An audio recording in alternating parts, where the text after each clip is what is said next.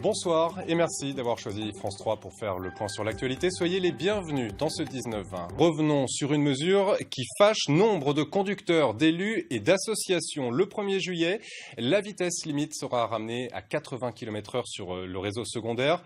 Beaucoup protestent, d'autres saluent une initiative qui permettra de sauver plusieurs centaines de vies en France chaque année. Réaction en Occitanie à ce sujet avec Marc Ratura et Eric Korevitz. Réduire de 10 km/h la vitesse maximale sur les réseaux secondaires français suscite de nombreuses réactions.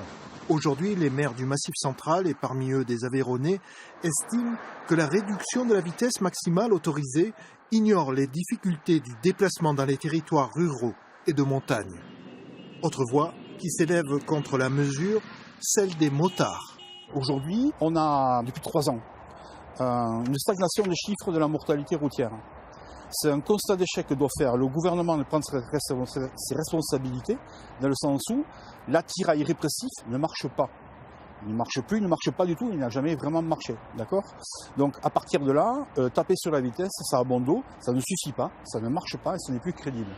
10 motards sont morts l'année dernière en Haute-Garonne, soit 20% des victimes.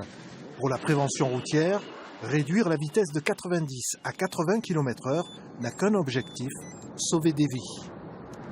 Ce sera 400 morts de moins chaque année, donc c'est quand même un chiffre important. Pour la vitesse, la moyenne étant de 82 km/h pour l'ensemble des conducteurs, on se rapproche, donc il n'y aura pas tellement de différence. Je ne pense pas que cela soit un handicap pour l'ensemble des conducteurs. Le but du gouvernement est de passer sous la barre des 2000 tués par an. L'efficacité du dispositif sera évaluée jusqu'au 1er juillet 2020.